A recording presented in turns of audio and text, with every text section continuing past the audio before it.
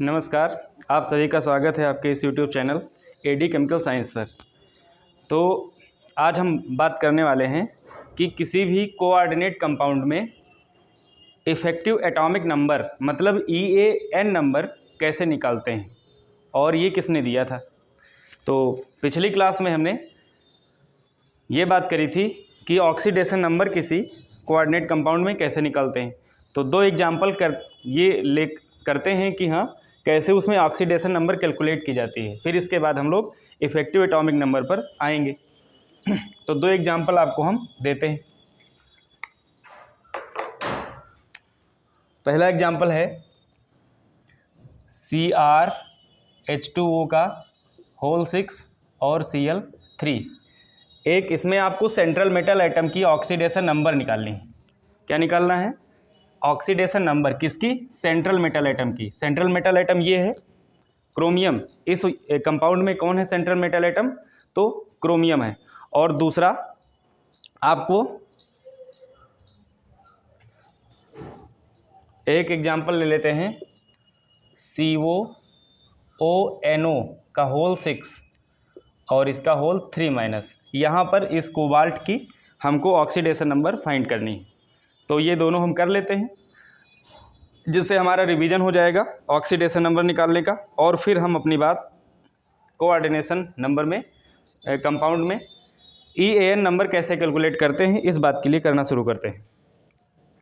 तो इसमें हम क्या करेंगे, इसको थोड़ा नीचे लिख देते हैं।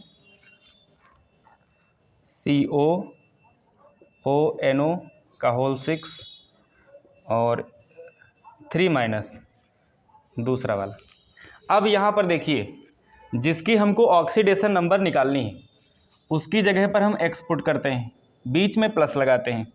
H2O जो है वो एक उदासीन लिगेंड है, मतलब न्यूट्रल लिगेंड है। इस पर कोई चार्ज नहीं है, तो इसकी ऑक्सीडेशन नंबर क्या हो जाएगी? 0 हो जाएगी। जिस पर कोई चार्ज नहीं होता है उसकी ऑक्सीडेशन नंबर 0 हो जाती है। तो यहाँ पर 0 × 6 0 ही हो जाएगा। प्लस क्लोरीन की -1 होती है और यहाँ कोई टोटल चार्ज है नहीं, तो इस तरह से 0। तो x -3 = 0, तो x = +3। मतलब यहाँ पर जो क्रोमियम है वो +3 की स्टेट में है। कितने? +3 की स्टेट में है क्रोमियम। ठीक है। अब इसकी बात करें अगर यहाँ कोबाल्ट, तो कोबाल्ट की जगह पर x रखेंगे प्लस ONO को हम जानते हैं ये दो प्रकार से होता है। ये एम्बिडेंटेट लिगेंड है। एक तो ये नाइट्राइटो यहाँ पर होता है इसका नाम, जब NO2- के रूप में प्रेजेंट होता है कहीं पर तो हम इसको नाइट्राइटो कहते हैं। और ये इस कंडीशन में इसमें नाइट्रोजन डोनेट करता है। दूसरी ओर जब ONO लिखते हैं और इस पर माइनस लगाते हैं तो इसको कहते हैं आइसोनाइट्राइटो। क्या कहते हैं? आइसोनाइट्राइटो। और इस कंडीशन में ये जो ऑक्सीजन है ये डोनेट करने का काम करता है, लोन पेयर। समझ रहे हो? तो जो ये वाला है वो एम्बिडेंटेड लिगेंड है, कभी नाइट्रोजन तो कभी ऑक्सीजन, है कि नहीं? तो यहाँ पर इसकी ऑक्सीडेशन नंबर इस पर जितना चार्ज है उसी के बराबर होगी, -1। और 6 है तो 6 से मल्टीप्लाई कर देंगे, प्लस टोटल चार्ज जितना होगा इसके इक्वल में आ जाएगा। तो x - 6 = -3, तो x = +3। मतलब ऑक्सीडेशन नंबर यहाँ भी कोबाल्ट की कितनी है? +3 है। तो ऑक्सीडेशन नंबर आपको निकालना आ गया है कि नहीं? बिल्कुल। तो अब हमारी बात होगी EAN पर।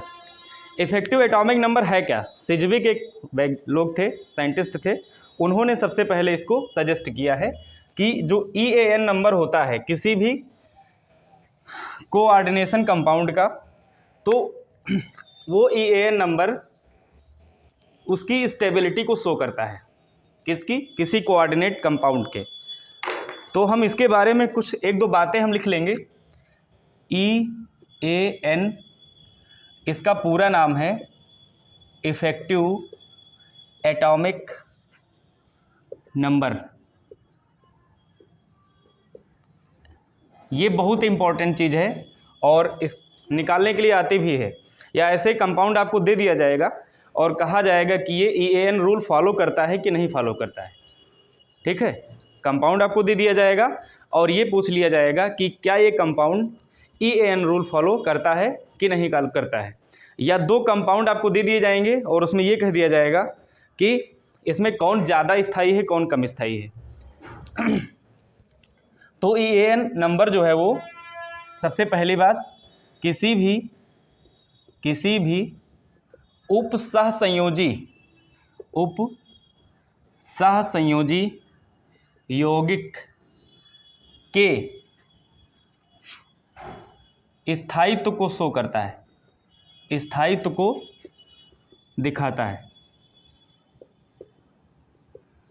कि जो यौगिक है वो कितना ज़्यादा स्थायी है। दूसरी बात, जो ये कोऑर्डिनेशन नंबर है वो अगर अपनी ही पीरियड में जैसे हमारा कोई भी कंपाउंड है, जैसे हम मान के चलो हम ले लेते हैं कोई भी एग्जांपल एक ले लेते हैं, क्या एक ऐसे एग्जांपल ले लेते हैं NiEN का होल ट्वाइस और इसका 2+, इस तरह से एक एग्जांपल हमने ले लिया। ठीक, अब हम इस एग्जांपल में क्या देखते हैं कि जो सेंट्रल मेटल एटम है वो क्या है, निकल है। तो ये जो निकल है वो 3D सीरीज का है, यानी 3D श्रेणी का है, सब लोग जानते हैं। तो 3D श्रेणी जिस पीरियड में है उसी पीरियड में हम आगे देखते चले जाएंगे और हमको जो एटम मिलेगा वही एटम इनर्ट पेयर में, उधर इनर्ट गैसेस में हम देखेंगे कि जो इस वाले सीरीज में जो एटम होगा वहाँ पर उसी के बराबर का हमको इलेक्ट्रॉनिक कॉन्फ़िगरेशन इसका प्राप्त हो जाना चाहिए। जैसे अभी हम बात कर लेंगे, मतलब ये जो एटॉमिक नंबर है वो निकटतम अक्रिय गैस अवस्था इसको प्राप्त हो जानी चाहिए। निकटतम अक्रिय गैस अवस्था अगर प्राप्त कर लेगा, गैस अवस्था प्राप्त कर लेता है अगर कोई भी यौगिक, तो वह EAN रूल फॉलो करेगा।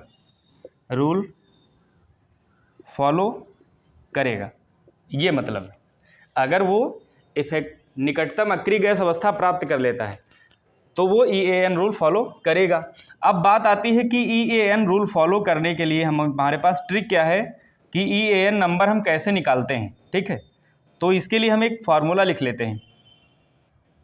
अगर हमको किसी भी कंपाउंड का EAN नंबर निकालना है तो हमको क्या करना पड़ेगा, total number of electrons in central metal atom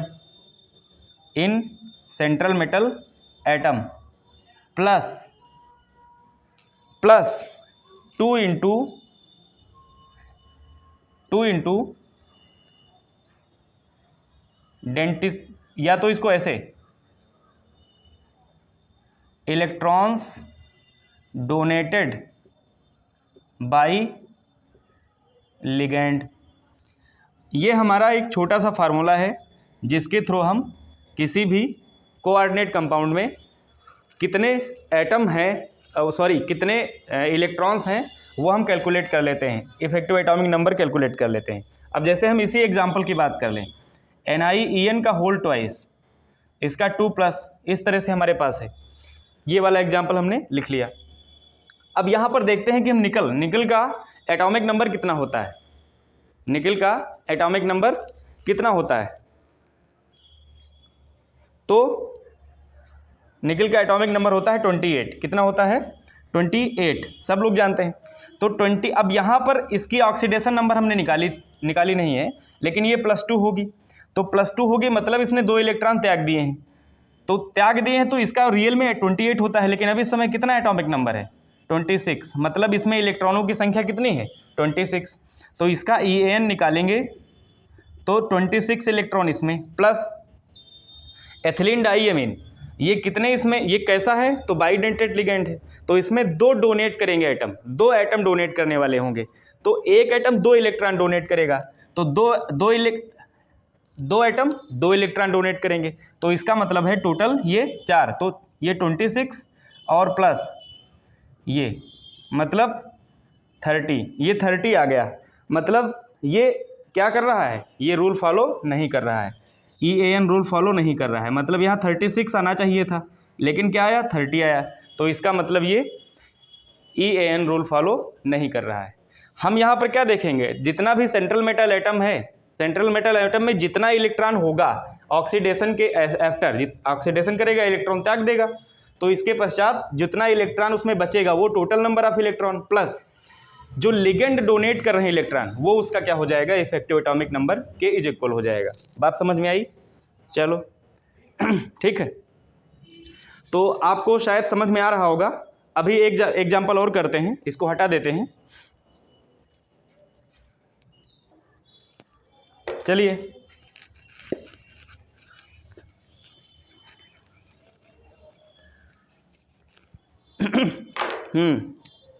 example लेते हैं CO का होल थ्राइस का होल 3+। अब यहाँ देखते हैं, यहाँ पर इसकी ऑक्सीडेशन नंबर तो +3 है, क्योंकि ये न्यूट्रल लिगेंड है, 0 होगी, यही जितना आवेश है वही इसकी ऑक्सीडेशन नंबर हो जाएगी। तो अब यहाँ पर देखिए, जो इसका EAN होगा नंबर कितना होगा, इसमें इसका एटॉमिक नंबर कितना होता है, तो CO का होता है 27। अब 27 में से कितने 3 इलेक्ट्रॉन चले गए प्लस। अब ये क्या है, ये बाइडेंटेड लिगेंड है, तो एक लिगेंड में 2 डोनर एटम होंगे, तो 3 लिगेंड में 6 डोनर एटम होंगे, और 6 डोनर एटम में से प्रत्येक कितने 2-2 इलेक्ट्रॉन डोनेट कर रहे होंगे, बस यही हम जोड़ लेंगे। ये कितना बचा, 24 + 6 दूनी 12, 4 2 6 2 1 3, ये देखिए आपका 36 आ गया, और 36 क्रिप्टॉन के बराबर होता है इनर्ट गैसेस में। तो इस तरह से जो ये कंपाउंड होगा ये हमारा क्या करेगा, follow EAN rule, follow EAN rule.